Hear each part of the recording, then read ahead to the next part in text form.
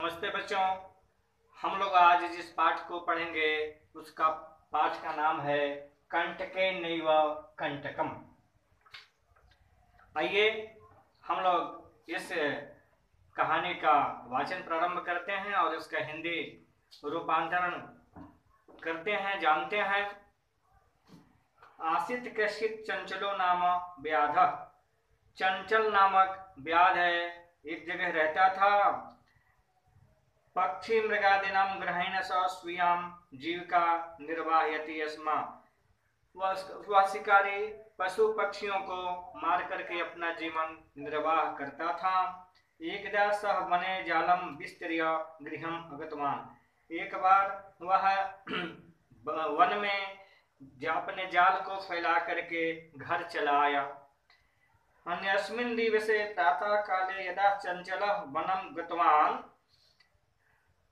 तदा सह दृष्टवान। एक दूसरे दिन जब वह चंचल नामक शिकारी वहां गया, कहा जहां जाल फैलाया था, विस्तारित जाले, वहां गया तो देखा दृष्टवान यत तेन विस्तारित जाले दुर्भाग्यादेक व्याघ्र बद्ध आसित। वह जो जाल फैला करके आया था, जब दूसरे दिन वहां गया तो देखा कि उसके जाल में एक वृद्ध है, बाघ है, बंध गया है। सो अचिंत्यत व्याघ्र मां खादिष्यति अतएव पलायनम करणीयम। सोचने लगा, चिंता करने के लगा कि अरे मेरे जाल में तो बाघ है, निबद्ध हो गया है, फंस गया है, तो यह तो मुझे खा जाएगा, अतः यहाँ से मुझे चल जाना चाहिए। अतीव पलायनम करणीयम, हमें यहाँ से चल जाना ही चाहिए। व्याघ्र नवेदियत, तो उसके क्या वह देख करके बाघ बोला, भू मानव, अरे मानव, कल्याणम भवतु ते, तुम्हारा कल्याण हो। यदि तुम मां मोचयिष्यसि तर्हि अहं त्वां न हनिष्यामि।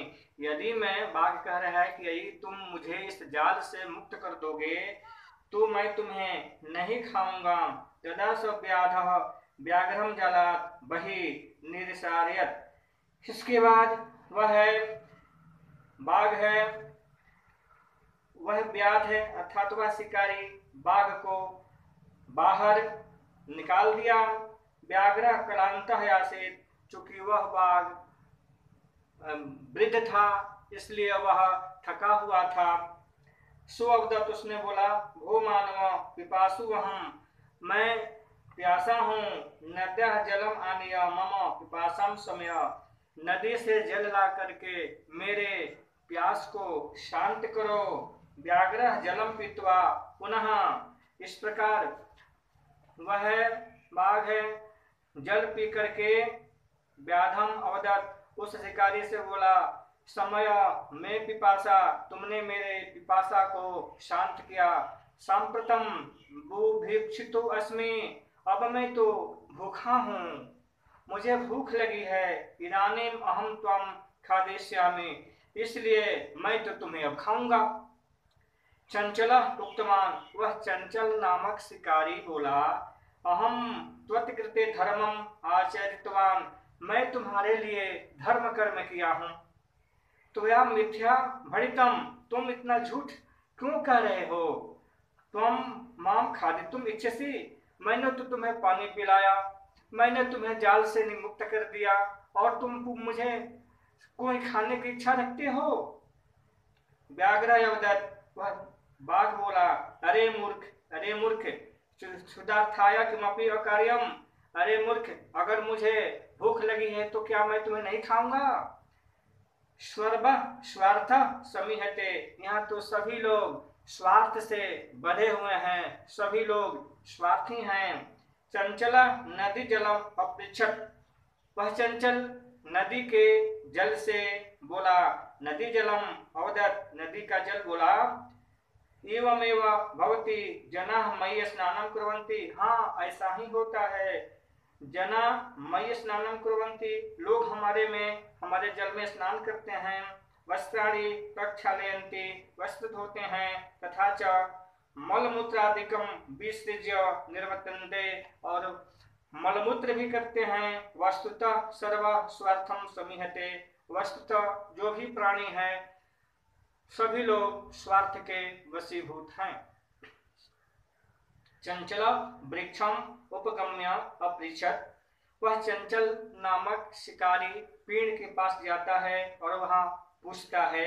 वृक्ष अवदत्, वृक्ष कहता है मानव अस्माकं छायायां विरमन्ति, वृक्ष कहता है कि लोग हमारे छाया में आराम करते हैं।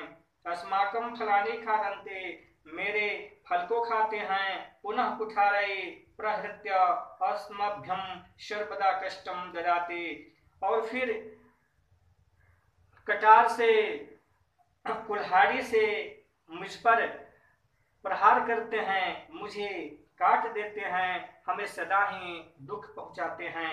यत्र कुत्रापि छेदनम कुर्वन्ति, लोग हमें काट भी देते हैं। सर्व स्वार्थ समीहते, यहाँ सभी लोग स्वार्थी हैं।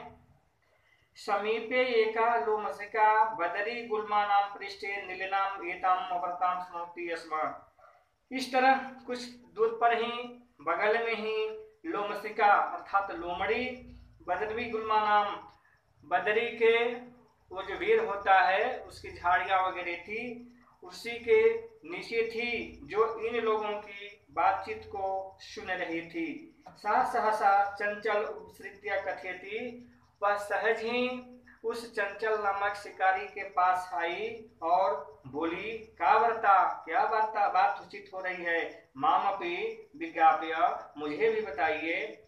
सहयवदत्, उसने बोला, अहह मातृस्वसः, अरे मौसी अवसरे तुम समागतवती, तुम उचित समय पर ही आई हो।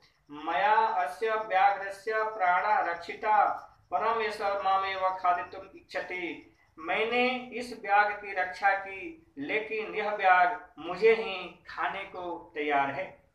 तदंतरम सह लोमशिकाय निखलाम कथाम न्यवेदेत, और इस प्रकार उसने लोमड़ी अर्थात जिसे वह मौसी कह रहा था उसको सारी कथा बता दिया।